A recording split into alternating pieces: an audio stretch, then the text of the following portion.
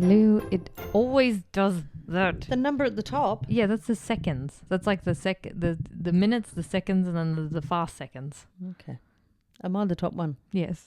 At least I'm fucking registering this week. Yes, we're... did we mention it? No, because we did it... Do we mention what? The trivia debacle. I've mentioned it to anyone that'll listen. Don't you worry about that.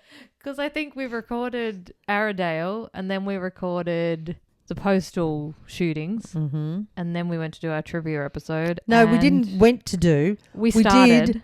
Did 20 questions of your fucking 60 question trivia thing, you asshole, until I noticed that there was no monitor going across the screen with me. You're very loud. Look at you. I don't give a shit. Okay. Better than last time. I was flatline. I was dead. You were, yeah. And at that point, I'd already had 15 out of 20 right. I know, you were which doing is really very well. impressive. And there's no proof except my piece of paper with my scores on it. Well, so sad. Anyway, my first note is how you brought dishonour and disgrace to our family and this podcast. I did. You've disgraced our community. Our community. Our podcast listeners. Uh-huh. Me. Uh-huh. Okay, you're going to have to narrow it down for me because I got no idea what you're talking about. You haven't even said, welcome to Mainly Murder with Meg and Mum yet. No. This is more important. Oh. If you are offered a free donut, you say yes and you bring it back to me. You already had one. You That's had purchased beside one. the point. You had one sitting on the table. Yeah. So when he said to me, do you want this last free donut? And I went, no, Megan's got one. I don't need one. I'm not a donut person. Thanks anyway. And I come back to work. I'm disgusted in you. I forgot about that. You're a disappointment. I've raised you better than this. No, clearly not. So if you're offered by the lovely man across the road. Thanks, Frank. Thanks, Frank. If she says no again, just bypass her decision and be like, give it to Meg. Anyway, welcome to Mainly Murder with Meg and Mum. And misery guts over there. And no, I'm not angry. I'm just disappointed. You sound like it because that was over a week ago. I think it was longer. I'm still pissed. I think you can move on at this point. No, an elephant never forgets. Anyway, welcome to Mainly Murder with Meg and Mum. I just said that. Oh, did you? No, you didn't. Yes, I did. Play it back. Play the tape back. I can't. Disgusted. You slightly made up for it last night when I got 2 desserts. When you got up to 2 desserts and nearly got 3. I really thought that woman had left. The guy opposite me had already put his feet up on the bloke's seat. He put the feet up. And I was just about to turn it around and outstretch. And they came back. How rude. Yeah, they were a... interesting pair. Yeah. No, we had a good... Anyway, we won't get into that. No. This is a whole nother fucking day. So, today, we are talking about the case of Lord Lucan. Oh, Lord Lucan. Lord Lucan. Lordy Lucan. This does sound like it's an old-timey case, but it is not. It's not an old-timey case. It's not an old-timey case. So, Lord Lucan was Richard John Bingham, who was born on the 18th of December 1934 in London. He was born to George Bingham and Caitlin Elizabeth Ann Dawson. Jesus. His dad, George's... Oh, fuck, okay, here we go. His dad, George. His cousin on his mum's side. George. Was Cynthia Spencer, who is the parental... Lady Di. The parental grandmother of Diana Spencer, Princess of Wales. Mm-hmm. So Richard went by John. Richard went by his middle name. So John Bingham. He was the 7th Earl of Lucan. In simple terms, Earl is a rank in British peerage system. Peerage, like Duke, Earl, Viscount, Baron. So Earl, he had a high rank. He was a high-ranking noble. So if we go back to 1795. Oh, Jesus. Yeah, this isn't an old one at all. Let's go back to 1795. Just a few years ago. Mm-hmm. The first legal creation of the title was for Patrick Sarsfield, who was the great-nephew of Charles Bingham. Patrick was an Irish soldier and a nobleman in the late 1600s. He is best known for leading the Irish Jacobite forces during the Williamite War in Ireland, fighting in support for the Catholic King James II against the Protestant King William III. Okay. Keep up. Bored. Wake up. Yeah. So back to Richard, the 7th Earl of Lucan, who went by John. Back to Richard, whose name was John. So Should've just gone by John's... Dick. He was a bit of a dick. So John's mum sadly had a blood clot in her lung, which forced her to live in a nursing home. His dad, George, being the 6th Earl of Lucan, an Irish peer, a British soldier, and a Labour politician, probably didn't have a lot of time to parent. Give a shit about kids. So they hired a nanny, Lucy Sellers. As the Second World War came through Europe, John and his sister, Jane, were moved to Wales for safety. John and Jane. John and Jane. There was a lot of imagination in that lot, wasn't it? They named him Richard, technically. Anyway, they moved to Wales. By 1940, John and his other siblings had moved to Toronto, Canada, and then to Mount Kisco in New York. As you can guess from having the title Earl, John and his siblings wanted for nothing and had a very comfortable life. Yeah, they wanted for nothing. Until well. February 1945, when they returned back to England, where they were smacked in the face with wartime Britain. There was rationing, their former house had been bombed, and another of their houses had had its windows blown out. So they went from hoity-toity to air-conditioned houses. To it's an open living plan. So, yeah, very open. So John attended Eton College, where he discovered his love of gambling. So just to put in perspective where he went to college, Eton College alumni were Prince William, Prince Harry, UK Prime Minister from 2010 to 2016, David Cameron, UK Prime Minister 2019 to 2022, Boris Johnson, Ian Fleming, who wrote the James Bond books, Dominic West, Damian Lewis, Tom Parker Bowles, Camilla's son, Bear Grylls, Tom Hiddleston. Why are you so shocked at Bear Grylls? Like, I know, like, Bear Grylls is a very smart man, but it's Bear Grylls. Like, you don't picture him going to school with fucking William and Harry. Well, he didn't go to school with them. Same school. He went to the same school as them. There's a difference. Tom Hiddleston and Eddie Redmayne. So all these people are alumni from Eton College, Fancy Pants College. At Eton College, John started bookmaking. That doesn't sound very comfortable. You don't. Keep talking, but I'll just straighten up and fly right. Okay. What happened to the keep talking and my brain just went, nope. Shut up. Oh, yeah, dick. So at Eton College, John started bookmaking, had a secret bank account, and would regularly ditch school to go to the horse races. How often would he ditch school? Regularly. I can't say certain words. Regularly. That was for Dane. I'm so sorry, Dane. Regularly. In 1953, he undertook his national service and became a second lieutenant in his father's regiment and was stationed in Krefeld, West Germany, where he got into poker. Poker, I barely know her. In 1954, I could barely piss. What? Anyway, in 1954, he left the army and started working at William Brandt's Sons & Co., a London merchant bank, and had an annual salary of £500, which is about £17,000 now, as well as having money from various trust funds. 17,000. He was an earl. He didn't need Yeah, but 17,000 now a year is 2/5 of fuck all. You said it like it was 170,000 a year. I was like, oh yeah, that would have been impressive. But he 17,000. He was a trust fund baby. He didn't really need to work. 14-year-old working at Macca's, surely. John still loved gambling and was an early member of John Aspinall's Claremont Gambling Club. One night, he lost £10,000 at a casino. In 1960, he left his bank job after winning £26,000, telling a co-worker, "Why should I work in a bank where I can earn a year's money in one single night at the tables?" And lose 5 years lot in one single night at the tables lot. It's like you win and then you forget all the money you just put into the poker machine. Correct. Or some people just get handed a 20 by their mum and they're like, here. Off you go, Del. Yeah, fuck off. Trot along. that was what at the end of it here. Take 20. Off you go. So in early 1963, John met Veronica Duncan. Veronica was born on the 3rd of... Is she from the donut family? Duncan Donuts? Probs not. It's a C, not a K. Okay.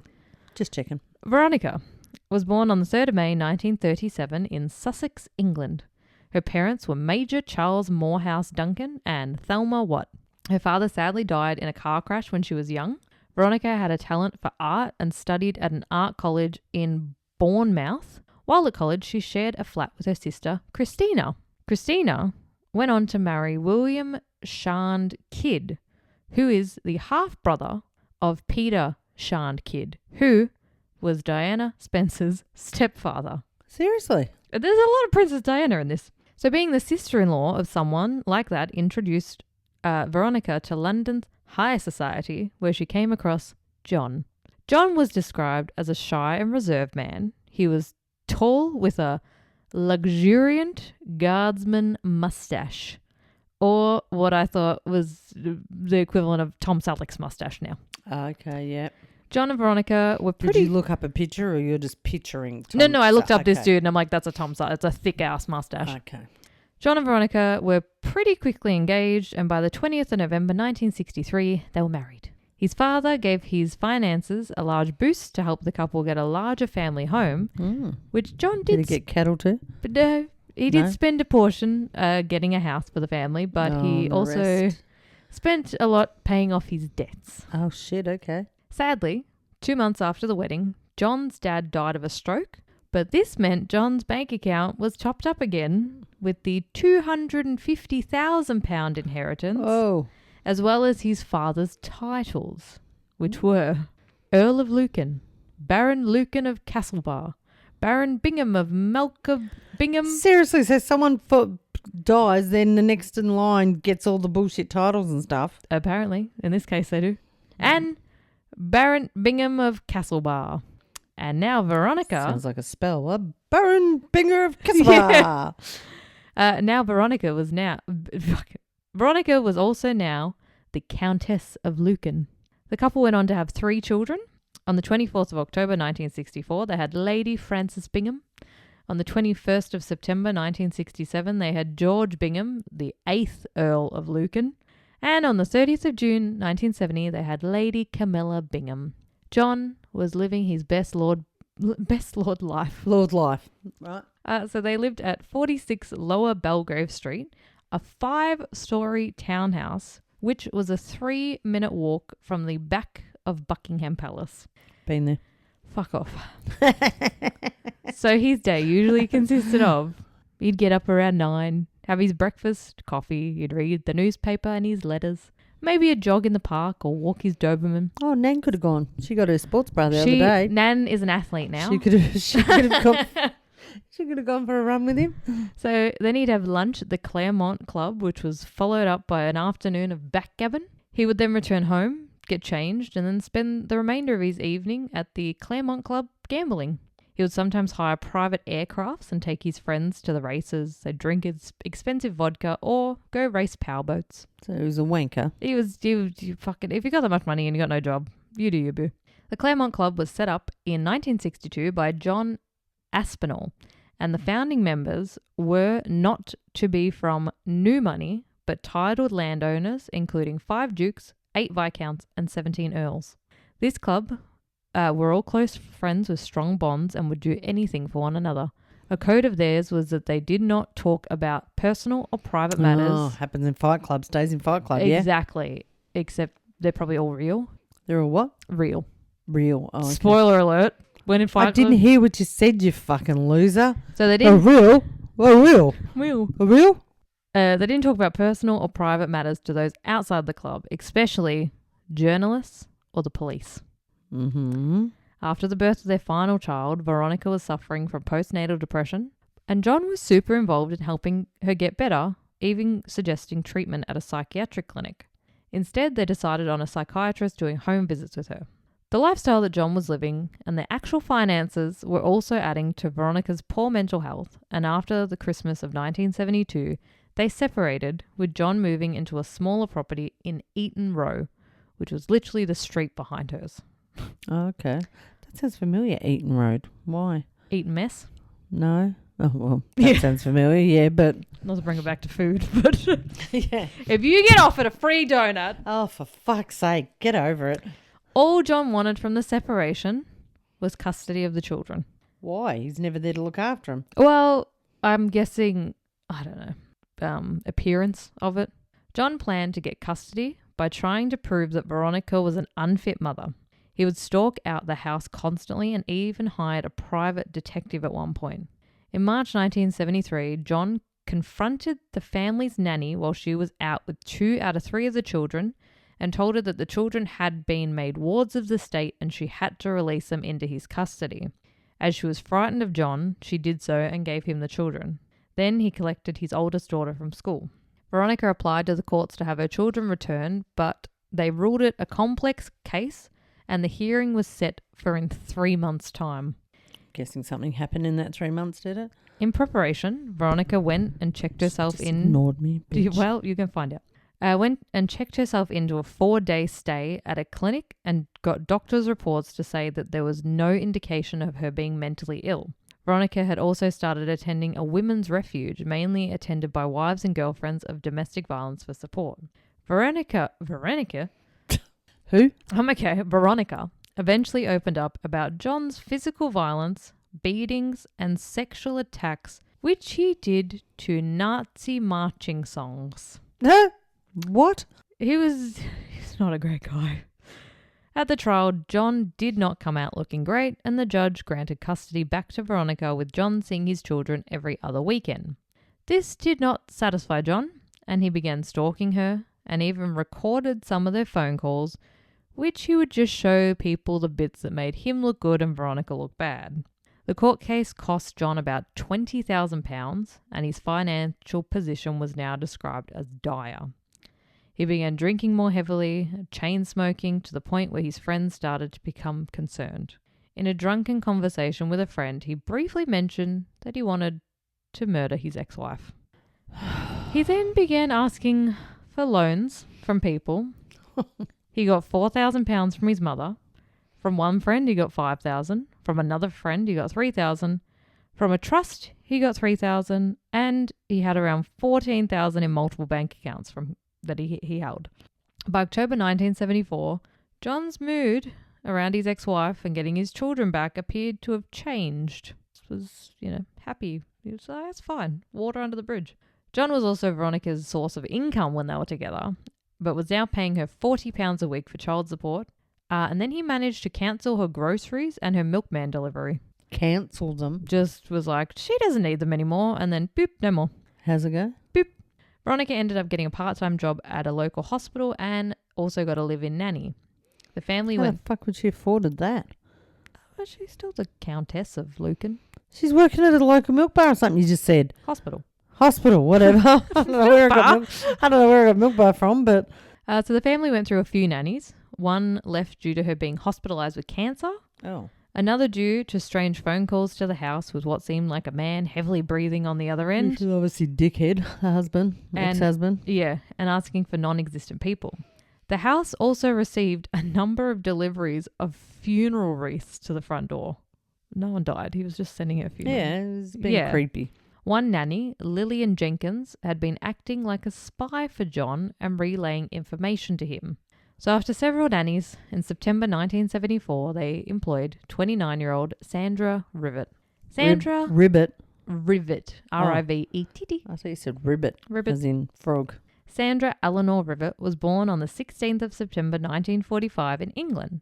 When she was around 2, the family moved to Australia and then returned to England in 1955. During her schooling, Sandra was described as intelligent, although she did not excel academically. I feel that. I bet you do. Sandra was bright, intelligent, and a fiercely independent woman. She worked... Don't need no man. She worked briefly as an apprentice hairdresser, but then moved on to a secretary job. After a failed relationship, Sandra checked herself in as a patient at a mental hospital to help deal and treat with her God, put your teeth in. help her deal and treat her depression.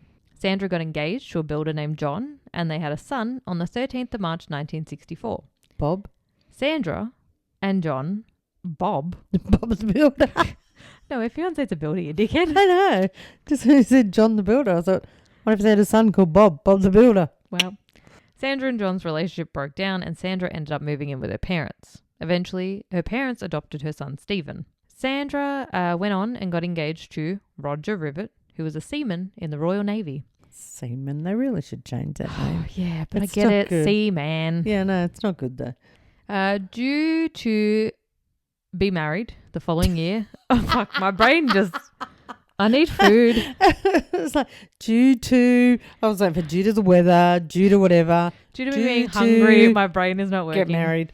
Yep. Due to be married the following year, 1967, Sandra discovered she was pregnant by another wedlock. man. Oh, okay. Out of wedlock, out of relationship. Was it black? I was watching the midwife on the other day, and she had a baby, and she wanted the husband to leave the room, and he was like, no, and he was an older man, never thought they'd ever have kids, and when he came out, it was black. Oh my God. I was like, I think he got some explaining to do, but he didn't care. He's just like, look at his little beautiful fingers, and he just went on as if there was no question that it was his. It was funny but cute all in the same go.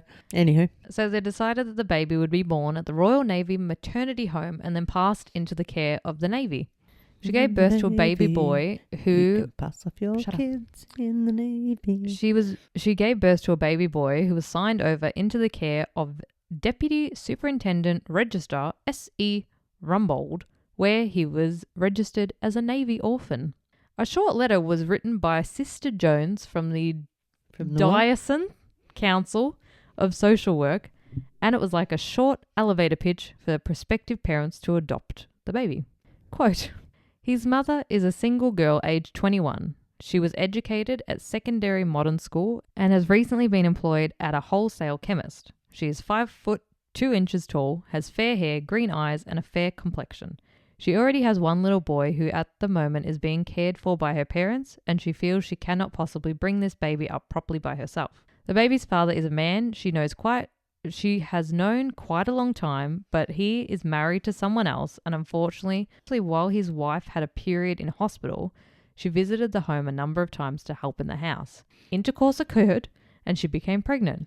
This was a sales pitch for the baby. She did not want to break his marriage, so came away from the area. So this was placed as an orphan ad in local papers. So 2 weeks after the ad went up, Audrey and Ivan Berriman came and adopted Neil. Oh, Neil. Sandra went on to marry Roger Rivett on the 10th of June 1967. Sadly, in May 1974, the marriage ended a few weeks after she began working for Veronica. Sandra had no idea what kind of war zone she was entering when she took the job. Veronica described Sandra as the best nanny they have ever had, and Francis, who usually disliked the nannies, seemed to like Sandra. Veronica and Sandra grew a good friendship, and while the children were at school or at John's, they would go down to the Plumber's Arms pub. This is where Sandra met Australian man John Hankins, and they started dating. Usually on Thursday night, Sandra would take the night off and go see John.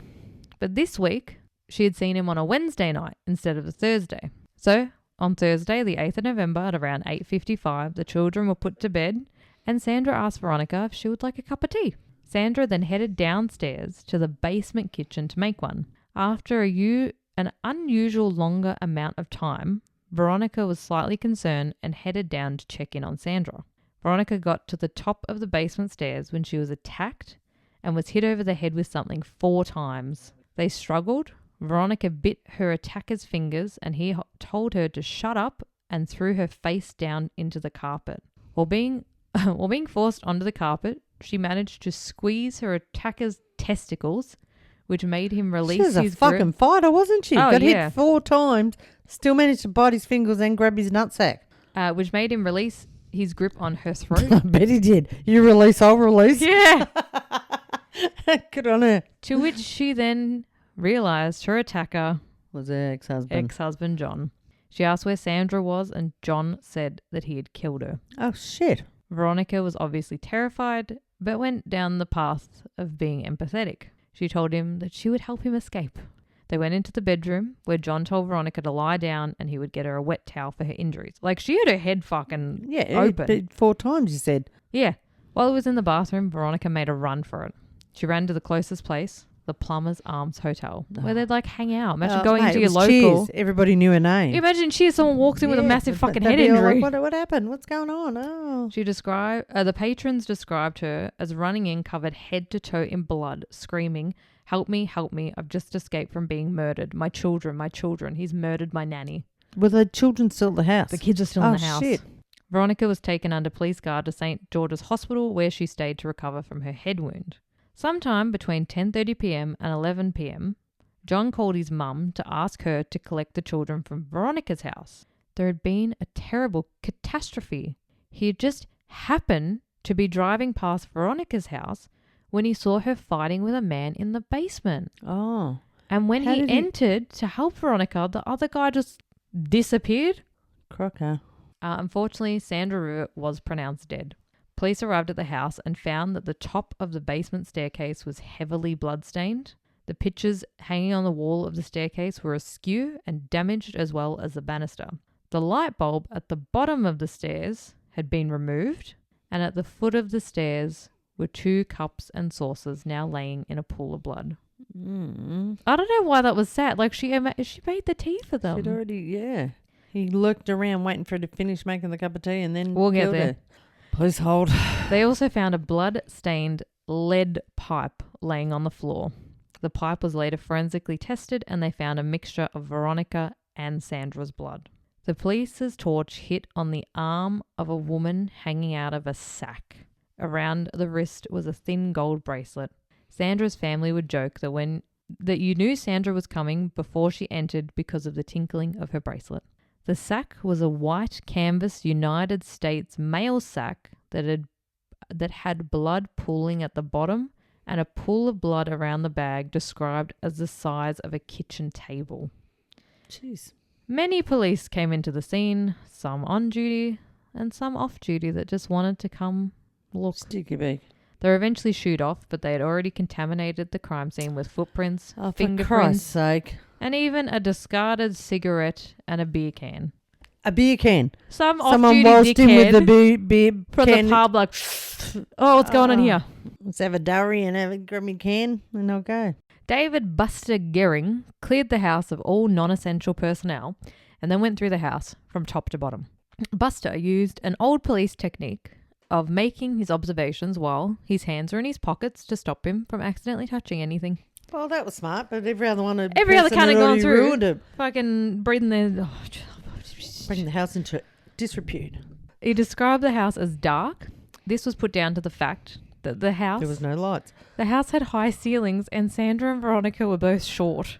What's that got to do with the house being I'm assuming, dark? like, obviously it's a very grand townhouse. They're both short women and it's only those two. I don't think Veronica had a partner. Sandra was single when she started working there. And... Again, what does the roof size have to do with the house They being couldn't dark change the light bulbs. Oh, for Anyway. Christ's sake. The police did speak to Sandra's ex and other males and family, and they were all slowly ruled out. Unfortunately, the forensic team needed a lot more light to do their work, so 2 officers stood guard of the basement while Sandra's body sat in the sack until morning. Ugh. Once news of the murder spread, one of the neighbours said, this is how fucking people can be, quote, "Such a shame.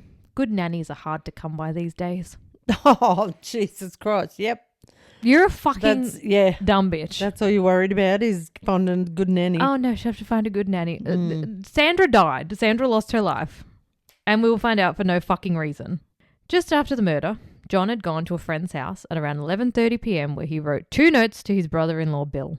Dear Bill, the most ghastly circumstances arose tonight, which I have briefly described to my mother.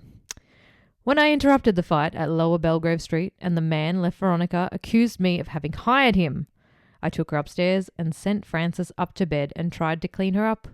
She lay doggo for a bit when I was in the bathroom, left the house. The circumstantial evidence against me is strong in that will say it was... What?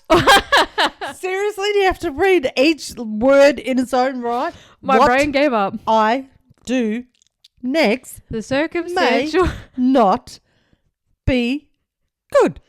The circumstantial evidence against me is strong in that V will say it was all my doing. I will also lie doggo for a bit, but I am only concerned for the children. If you manage it, I want them to live with you. Cottage trustee St. Martin's Lane, Mr. Wall, will handle school fees. V has demonstrated her hatred for me in the past and would do anything to see me accused. For George and Frances to go through life knowing their father had stood in the dock for attempted murder would be too much. When they are old enough to understand, explain to them the dream of paranoia and look after them. Yours ever, so he's about to top John. himself, is he? The second letter was about his finances. These letters had You blood obviously on. didn't give a fuck about that, eh? Not really. Nah, okay. These letters, and the blood on them matched to Veronica and Sandra. Hang on, He killed Sandra. He attacked Veronica. Then he Yeah. went to a friend's house. Wrote his letters. That's what we're up to. so we're fucking. I understood all that, you dumb bitch. It was where did the blood come from? Like on his hands or something, and he's smudged it on the paper, or You'd assume he'd have a lot of blood on him from attacking two women with a lead pipe. well, I don't know. I wasn't there. No, I'm just saying, why would you go to someone else's house and go, oh, can I lend a pen and paper? I'm really not Like, sure. What the fuck? Why don't you just sit in the fucking floor in the lounge room and do it? I don't know. Oh, not enough lights because he doesn't know how to change the light bulb either. All right. Unaware of what happened at Veronica's house, the friend didn't think anything of it. They didn't call the police. They didn't. Oh, because they were part of the fucking... Well, also, it just happened. It's not live streaming on TikTok. Like, it's fucking 1975. Like, It's not live streaming on TikTok. Is many murders live streaming on TikTok these There's days? been a I don't couple. have TikTok, so I'm not up with my live it's like streaming murders. an hour after it happened, the word isn't going to spread that far. So you're just like, oh, John's popped over at 11:30 Covered at night. in blood. Yeah. So John stayed at his friend's house for a little bit and left around 11:15 a.m. And they heard sirens going to the other house. He's like, oh, gotta go. The police first searched his primary residence at Eaton Row. Then they tried another one of his properties on Elizabeth Street. This is where they found John's clothes, his passport, a checkbook, credit cards, his driving license, and about £80 in cash, all neatly laid out as if ready to collect and go. Uh-huh. A couple of days later, John's car was found, and in its boot was a piece of lead pipe covered in surgical tape, a full bottle of vodka, and blood staining throughout the car. Another letter also arrived at John's friend Michael Stoops' house. It read, Ahem. Dear John. My dear Michael. Oh, dear Michael. No, he's John. I know. I was just... And they're not breaking up. Yeah. That's not a Dear John letter. It's from Dear John. Dear Michael. Anyway. Just read the fucking letter. My dear John. My dear Michael. You've thrown me. I wish. My dear Michael, I have had a traumatic night of unbelievable coincidence. Oh. However, I won't bore you with anything or involve you, except to say that when you come across my children, which I hope you will, please tell them that you knew me and that all I cared about was them. The fact that a crooked solicitor and a rotten psychiatrist destroyed me between them will be of no importance to the children. I gave Bill Shand Kid an account of what actually happened, but judging by my last effort in court, no one, let alone a 67-year-old judge, would believe, and I no longer care except that my children should be protected. Yours ever, John. On the 12th of November, a warrant for John's arrest for the murder of Sandra Rivett and the attempted murder of Veronica was issued. Police suspected that John may have killed himself, but they had done searches, some with tracker dogs, and found nothing. Police divers had searched the harbour, and many search parties have been done over the years. There was an inquest held, and the judge, Gavin Thurston, concluded, I will record that Sandra Eleanor Rivett died from head injuries, that at 10:30 p.m. on the 7th of November 1974, she was found dead at 46 Lower Belgrave Street, and that the following offences was committed by Richard John Bingham, Earl of Lucan, namely the offence of murder. John became the first member of the House of Lords to be named a murderer since 1760. Wow. Yeah. The main motive put forward was that John broke into the house and attacked Sandra, thinking that she was Veronica. Yeah. As we previously mentioned, Sandra usually took Thursday nights off to go see her boyfriend. Oh, of course. Yes, that's right. The theory was that John had a set of keys for the house, snuck in, removed the light bulb from the base of the stairs, and laid in wait for Veronica to make her nightly cup of tea. John had booked a table at the Claremont Club for 9 p.m, presumably planning to kill Victoria, go home, get changed, and then go to have dinner to have an alibi. Mm-hmm. After the plan went sideways, he ran away. When in doubt, run away. When in doubt, run. Yeah. When Veronica was asked what she thought had come of John once he left London, she replied that she hoped he had done the decent thing and taken his own life by throwing himself off the New Haven ferry into a stormy English channel. Oh, fair enough. That was very precise, but okay. She'd obviously thought about that once or twice. Maybe if I get on a boat with him, pchung. John Bingham, the 7th Earl of Lucan, disappeared into thin air. He was declared legally dead on the 27th of October 1999, so they could release his estate.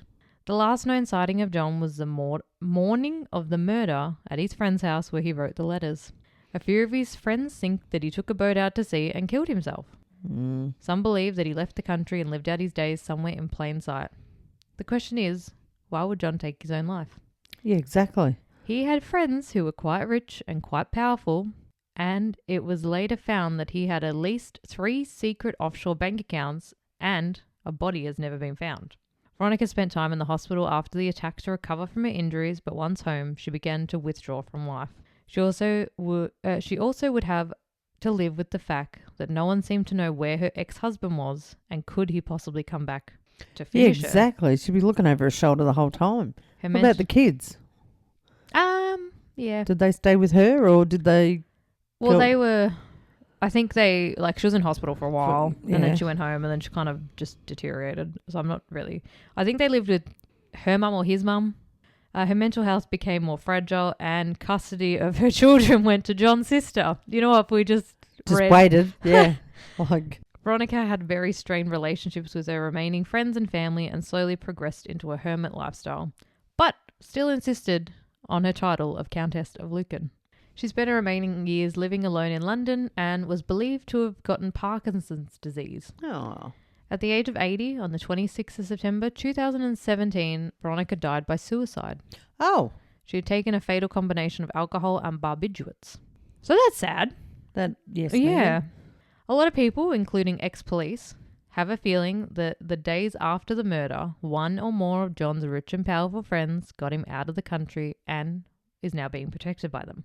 A lot of his close friends and his mum were very unhelpful in helping with the police. The US mail sack that Sandra's body was found in was determined to have come from the Playboy Club in London. Oh, okay. So maybe he was shipped off to... Well, no. The UK to... By 1974, the Claremont Club had been sold to a US businessman and Playboy Enterprises head Victor Loans. So the club that he always hung out with and he had his little boy gang is now owned by the head of Playboy Enterprises in London and the US sack. So, as we talked about, did we? Sandra's son Neil was in the custody of the Navy and then was adopted. In May 2004, Neil's adoptive mum Audrey sadly passed away from advanced breast cancer. Shortly before her death, she told Neil that he needed to take a large brown envelope that was hidden in her wardrobe. She said to him that inside was your birth certificate and much, much more. Oh. It wasn't until February 2007 Neil went back to his parents' house and got the large brown envelope. Hang on, so she told him when she dies. Yeah, when she was... I think she'd mentioned I couldn't it. have waited. I would have had to go and have a look at that right now. He couldn't... Because he's like, okay, it's my birth certificate. Like, all right. Yeah, but and more. And more. Like, he knew his, like, mother's name would be on there, but I don't know if mentally he was ready to be like, okay, all right, who are my biological parents? So inside the envelope, Audrey had been collecting documents and newspaper clippings about Neil's birth mother and her murder. Oh, shit. At 40 years old, Neil found out the truth about his biological mother. Oh. Neil spent the next few weeks poring over anything he could find online about Sandra and as you would. And was saddened when most of the stories were solely focused on Lord Lucan and his aristocratic life, and his mum was mentioned as a footnote. Every year, Sandra's son goes to the house on Lower Belgrave Street where she was murdered. For 15 years, her son got documents and reports from the police to try and make sense of his mum's murder. He said that by absorbing this information, quote, I've exposed myself to excruciating pain, reliving events that scarred my soul, bruised my mind, and wreaked havoc in my personal life, but it needed to be done. Neil managed to get in contact with many people connected to the case, including Veronica, before she passed away. Oh, okay. His book, you need to go read. While we're in your ear holes, go find, I'm going to link it in the show notes. It is a lot of this next chunk is from his book, but there is so much more in it.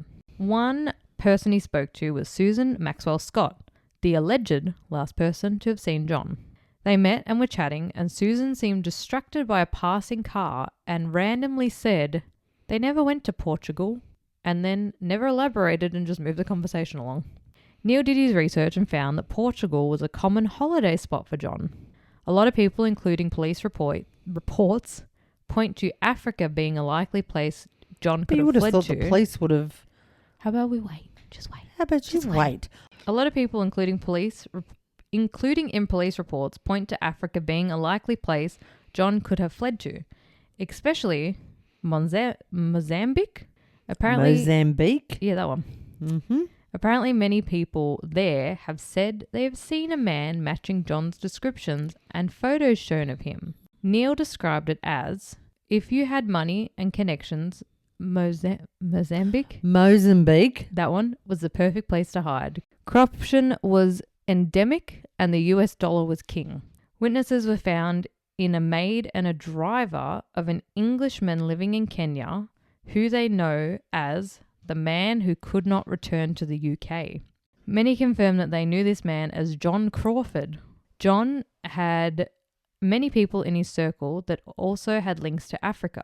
For example, his uncle was a member of the British Special Operations Executive during World War II and had operated across West Africa. Oddly, John's brother Hugh, in 1975, just decided to up and leave London and go live in Johannesburg, South Africa. Hugh lived at the South African headquarters for the Theosophical Society, described as a worldwide community whose primary object is universal brotherhood of humanity based on the realization of life and all its desire forms, human and non-human. So they were pretty much a cult out in Africa. Mm-hmm.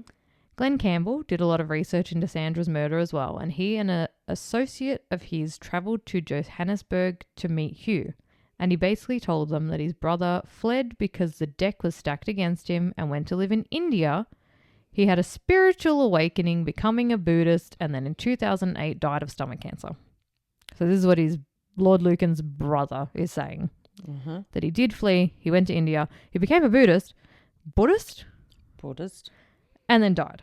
Also connecting John back to Africa, a lady that used to work for John Aspinall, the guy who owned the Claremont Club, she had organised on a couple of occasions to have John's children flown out to Africa to see him secretly. But I didn't really go into his kids, but I feel like if you were flown secretly to Africa as a kid like that, you'd mention it? I guess if it was secret. Who would mention it? Like the kids. Like, oh yeah, we went and saw Dad in Africa. Like, that would slip up at least once. You would have thought so. Not long after Veronica died in 2017, Neil received an email from someone wanting to help on his quest to get justice for his mum. It was John Hankins, his mum's boyfriend, from the time she was murdered. He remembered the last time he saw Sandra like it was yesterday. He had put her in a taxi after dancing the night away, and she turned and waved to him through the back window. He had obviously held guilt with him for the past 40 years that they usually went out on a Thursday, but he had changed it to the Wednesday that week. His last straw for leaving London and back home to Australia was when one of his friends had secretly recorded their conversation when they were speaking about Sandra and sold it to a newspaper. Oh, close family friend? Yeah. They're always assholes, the close family friends. Well, they're molesting you. No, but they're the ones that are always, the media's always a close family source. In February 2016, a TV program covered the case of Sandra's murder, and Lord Lucan and Stephen Gillis from Perth, Western Australia, happened to watch it. Stephen was also a follower of Buddhism and Hinduism, and in 2002, he had met an older Englishman in Perth who was also a Buddhist and told him that he had harmed 2 women in London years ago. He was sure that this old guy was Lord Lucan. He was in Australia at this point. In Australia, yeah. He was so sure that he even wrote to Scotland Yard, but he never got a reply. He then managed to get in touch with Neil, Sandra's son. Also coincidentally, John, Lord Lucan, his brother, who now lives in Africa, once lived in Perth. Uh-huh. Stephen went on to tell Neil that this man he had met was going by Adam. Stephen was living in a camper van and exploring the outback, occasionally coming back to Perth to stock up on supplies. While in Fremantle, his camper van broke down and this Adam overheard Stephen talking about it and offered him the use of his house and yard to fix it. They agreed on a small rent amount and Stephen got all his tools and van into the garage. Each day around 3 p.m, they ended up having tea together and had a little chat every day. During one of the conversations, Adam admitted that he had fled London and, quote, "She had karma to be repaid. She was going to do me in and I would have lost my son." So he's told some random person 40 years later, just sitting down having a cuppa going, I'll get this off my chest now. Well, the next afternoon around tea time, Stephen's head was under the bonnet of his van when he was attacked. Oh, Jesus. The young man who also lived at the house was beating him with a piece of wood that had nails along one side. He noticed Adam just watching it all unfold from the window and then he passed out. He's not sure how he managed to escape, but he spent the next 2 days in hospital. Stephen managed to get back to the house, get all of his stuff, and filed a restraining order against Adam, but the police told him that Adam had apparently moved to the other side of Australia, and that was the end of it. So Neil went on a mission to find Adam, and if he was still even alive. He ended up creating a fake persona, Beza Dougal was his fake little name to try and find. Yeah, that just blends. And emailed Why didn't he go to the police after the guy told him all this shit? Like, he didn't get beat up until the next day. Why didn't he go to the police that day? I wonder. Not sure. Well, wouldn't you think if someone's just spilled their guts and gone, I fucked off because whatever, and it's Maybe all it was falling in like, line. Oh, that's great. Let me just fix my van and get the fuck out of here. But that was the next day you said he got beat up. Yeah, he got beat up the next day while fixing his van. Yeah. So he was possibly just like, oh, that's great, buddy. Let me get the fuck out. Let me fix my van as fast as I can and get the fuck out of here. Oh, okay. So he created this fake persona and started emailing many meditation sanctuaries and yoga retreats across Australia, pretty much saying that he had met Adam years ago and he would love to get back in touch with him. After weeks of doing this, he stumbled across a YouTube video of a forest retreat in Queensland and spotted Adam. So Stephen had sent him photos of this guy going, I think it's him. And he's like, oh, that kind of looks like him. He sent off his scripted email to the manager of the retreat and a week later he got a reply. Dear Mr. Dougal, yes, Adam is indeed a regular visitor to the sanctuary, coming each year with a group of people from Brisbane. Adam was now going by a new Buddhist name. I was going to say, I bet he changed his name. So many times. Yeah. He's done well. He's been on the run for 40 fucking years. Yeah. So. Vajra Sambhavnova. And in Buddhist, Vajra means Fuckwit. Indestructibility. Oh, okay. It's very wanky. After months of messaging back and forth with a man named Sean, who was apparently like a caretaker for... I'm just going to refer to him as Adam. I'm not doing Vajra. Yeah. Adam's caretaker, they made up a plan to meet in person so that Beza could come to visit Australia again and catch up with his old Buddhist buddy Adam. Mm-hmm. So in March 2018, Neil and Glen headed over to Australia. Their first problem was two Englishmen in Perth's temperature. Oh, yeah. Two little white ghosts in the sun. So they went to Perth first to go talk to Stephen and just suss him out again. It was 31 degrees when they got there. It's 40 there today. In Perth? Mm-hmm. Fuck that. So they went to talk to him about Adam. His story didn't change at all and even had the scars on his arms from the attack from the wood with the nail in it. They then headed to Brisbane and went straight to Adam's house where they were welcomed in by Sean. Oh, yeah, come in, random two fucking Englishmen. They briefly spoke with Adam and Neil was convinced that this man was Lord Lucan. With no DNA being left at the crime scene and earlier in the investigation, the police had lost the murder weapon. The best they could think to do is contact someone about investigative facial recognition.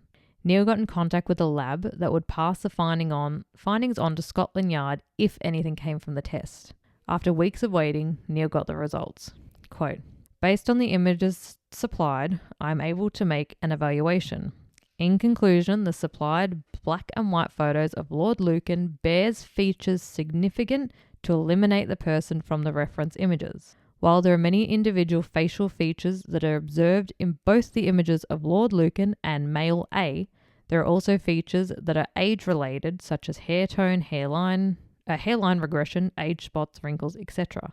Factoring age-related changes to morphology, there are features which are not comparable between unknown subject in black and white photographs and male A. Oh, so it wasn't him. Adam was not Lord Lucan. Still not convinced. Neil organized... What else does he want to do? This story is a roller coaster. Still not convinced, Neil organised a video call through Sean to speak with Adam again. Neil told Adam that... so they went over to Australia. This Beza character that he had created was a lot older to make it seem like him and Adam would have known each other. But when he went over to Australia to talk to him, they're like, I'm not your age, I'm younger. So they went over and went, Beza died. So sad. He wanted us. We're in Australia. Oh. We came to pass the message on to you. Okay. And now he was like, I'm gonna tell him that Beza has left me an envelope that contains information about you, Adam. We need to do a video call. So they did a video call. This whole script is a lot longer, but I've just taken out the chunks that are very relevant. Yeah. Hopefully. So Neil told Adam that Beza had left him an envelope that contained who Adam really was. And what he did. Neil, you have basically been on the run for 44 years, haven't you?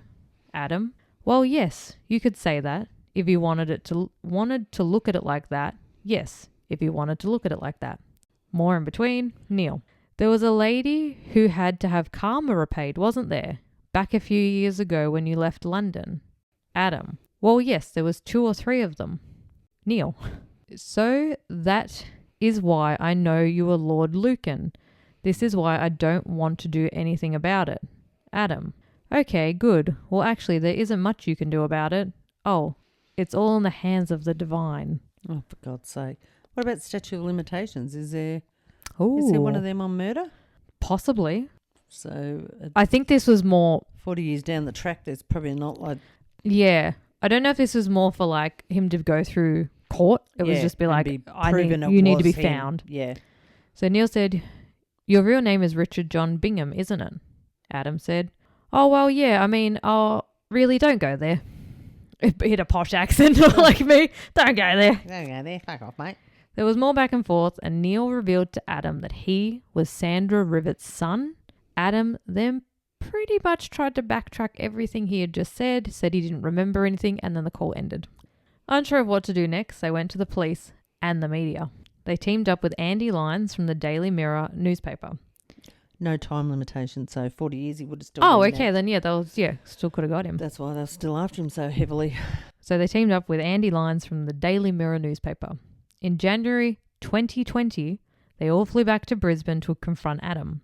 Unfortunately, he was gone and no one knew where he had gone. Of course he fucked off. You've already told him you're onto him. Yeah. Andy still wrote everything Neil had found and it hit the papers and took off. And now his next task was to go talk to Scotland Yard. He was asked to write up a statement with all his information and he did so, totaling 15 pages, as well as his photos and recorded video chat. After 18 months, he received an email informing him that essentially Scotland Yard and the Australian Federal Police had lost their trace on Adam and haven't found anything on him for the past 4 months. He got a meeting with them and they told Neil that after looking into him, this man was not Lord Lucan.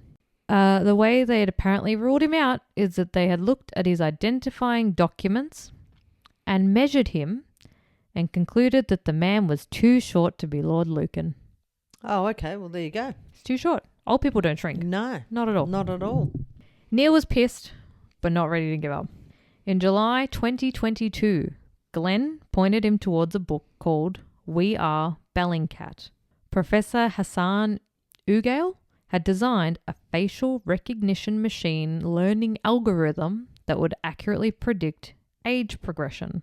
Neil got in touch and Professor Hassan agreed to help. His findings were that the young photo of Lord Lucan compared to the photo of him, same Lord Lucan, in his 20s, were an 85.9% match. The photo of Lord Lucan in his 20s was then compared to the photo they had taken of Adam and it was an 83.7% match. Professor Ogle told Neil, "The man you're looking for either has an identical twin brother or that is him." Andy from the Daily Mirror went off and did more tests with others using the AI technology and came back that Adam and Lord Lucan were a match. Andy wrote up the piece and it was set to be published on the 7th of November 2022, the 48th anniversary of Sandra's murder. God. It blew up and made national news in Australia, where Sandra's boyfriend John saw it. Neil gave him a call and told him that Lord Lucan / Adam had disappeared again, and John replied, "We're going to have to remedy that then, aren't we, mate?"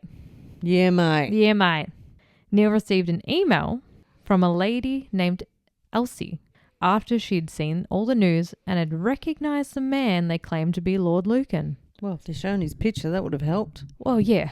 Going, hang on, I saw that prick.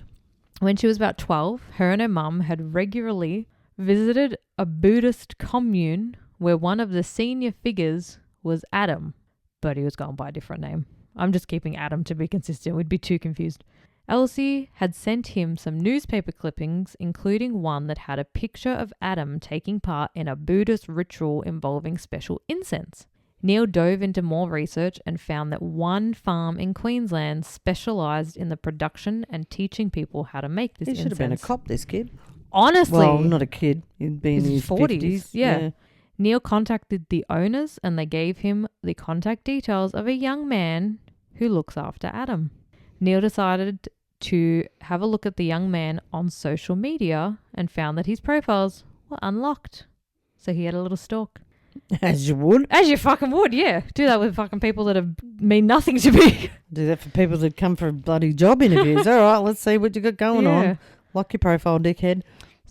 Back then, I don't think Facebook had the option to lock. It was, it was 20. Yeah, it was very recent. Yeah, damn straight they did. Looking through the photos of his Facebook page, he pieced together where this guy lived and even searched the latitude and the longitude from the digital images. Then he gave John a call. Let's go, mate. Road trip. He said, "I think I found him, John. If I give you an address, could you investigate who owns it?" John lived in the Gold Coast and this was Brisbane. Like, he was in Queensland. Okay. So it was in the same state for people that went Gold Coast. Oh, yeah, sorry. Huh? So John was a very Aussie man and he said, "I'll give it a try. I'll give it a red hot go, love. I need a break from mowing the lawns anyway." Yeah, fair enough.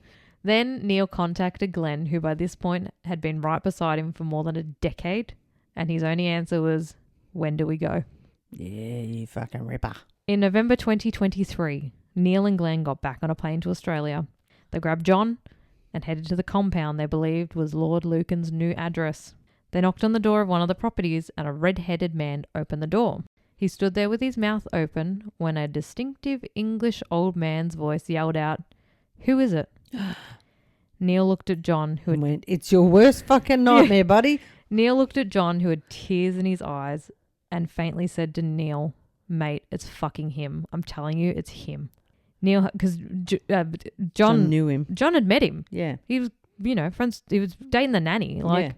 Neil hammered him with his evidence he had found, and all this man replied was, "Yeah, if I was Lucan, what the fuck are you going to do about it? Put me in jail?" I'm tipping probably put you in a coffin. Next, 3 or 4 men came out in Buddhist robes and began wrapping themselves around Lord Lucan as if becoming a human shield. Oh, you fucking idiots. Everyone was kicking off. Neil then spotted Sean, Lucan's old caretaker, who he'd been corresponding with, and he kept telling him that he had no idea where Lord Lucan had gone. He was at the fucking compound. Yeah. Another lady from the BBC had joined them. That's how they were paying for these trips too, because Glen worked for the BBC.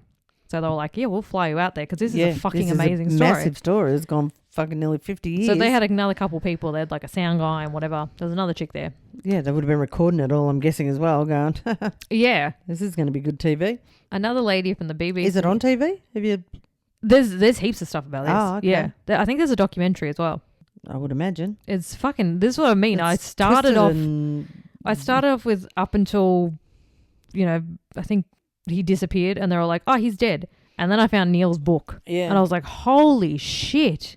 So another lady from the BBC had joined them and she asked if Lucan would do a DNA test and put it all to rest. Sean replied that the police had already taken his DNA. John, who had worked for the police, said, "That's bullshit, mate. Ever came from the AFP to get a DNA sample? If someone did, what's the officer's name and where was a sample given?" Mm-hmm. No one could answer him. There was nothing more they could do, so they left. But the BBC girls went back to try and get an interview with him. So hang on, they left him there? Yeah, they're all fighting, and there was a lot of people in the commune, and they were like, "This is..." Just grabbed him in the fucking headlock and dragged him out in the boot. Well, so about half an hour later, they came he's back. about 90 at this stage, isn't he? He'd be old as fuck, yeah. He was born in 34. Well, the same Nana Pa. Well, he'd be in his 80s, high 80s. Yeah. So after about half an hour, they came back and Lucan said that he would think about it. During their conversation with him, he mentioned that as a boy, he had attended Eton College. As of this recording, they are working on whether there is viable DNA evidence to try to settle this once and for all. So for now, we will wait and see if there is a conclusion to this case. It's still not... And if the old Englishman living in Australia is actually Richard John Bingham, the 7th Earl of Lucan. So he hasn't fucked off yet? Surely someone's keeping an eye on him at this point. I'm not sure. Like, that is literally it. Neil has a website that he puts updates on. Last one was from the end of 2025, where they said that they're trying to see if there's any sort of DNA that they can use to compare it. Yeah. But yeah, that is... that was a shit end. My apologies. Let's go to Brisbane and find him ourselves. Yeah. Can't someone just go in, have a cup of tea with him and go, "I'll take that cup on my way out, yeah, thanks." I think it would be easy to get his DNA. Yeah. But what are they comparing it to? I don't know, but surely if they think he's done the murders because of the blood that was on the paper and his notes and whatever. They lost the murder weapon. I don't know. I don't have a lot of faith in them keeping stuff. Don't they just have to confirm it's 100,000% him? I think his son, because to get all his money and his estate and stuff, they had to declare him dead. Mm-hmm. And his son, I think I've read somewhere that like they could compare it to the son, but then it's like, I don't think he wants to. Yeah. Like, I don't know. You could just get this old guy's DNA, get the son's DNA and be like, are you a match? Because his brother's dead. Everyone else is dead except probably his kids. So if you could compare them to the kids, it'd be more of a confirmation than what they've got now. Then, oh my God, he looks the same as this guy. And he literally confessed and went, yeah, what the fuck are you going to do about it if I am? Yeah. Twice. He did the video call and the in person. Wow. It was a very up and down case. Yeah, it was all over the shop, wasn't it? But yeah, because I started researching it and I was like, oh, like it was like all cases are interesting in their own right. But when it was like, he tried to murder the wife, but the nanny, she usually went out on a Thursday and she was home. And I was like, oh, and then finding Neil's book and going through, like, there's so much more in his book. He goes into more depth of, they'd bought video recording glasses and they'd tested them in England, but then they came to Australia and it was hot. They kept fogging them up. Oh, okay. Like stuff like just little bits like there's so much more in his book. But yeah, I'll put the link in The Search for My Mother's Murderer by Neil Berriman and Glen Campbell. Glen Campbell, isn't that a singer? Yeah. Is that the one married to Kalia? Anthony? No, I'm thinking of Tim Campbell. Jesus Christ. Glen Campbell's an American, I'm pretty sure. Oh, very interesting. And it happened in 1975 and it's still like being investigated. Well, thank you for listening. You can follow us on Instagram at @mainly_murder. You can join our Patreon where you'll get trivia, you'll get bonus episodes, you'll get occasional video episodes when we get our shit together again. You'll get mum burping. Sorry, that one was stuck in my throat. That one sounded deep. Patreon, buy us coffee if you don't want bonus episodes but you'd like to support us. You can email us at mainlymurderpodcast@gmail.com. I think that's it. Yes, that's the email address. Yeah, I know that's the fucking email address. I think that's it for my end of the episode spiel. Ah, okay. Don't need a pigeon. Oh. Okay. That was my alarm going off. That's our conclusion. Andrew leaves for work. All right. Well, we'll see you next Tuesday. Bye. Bye.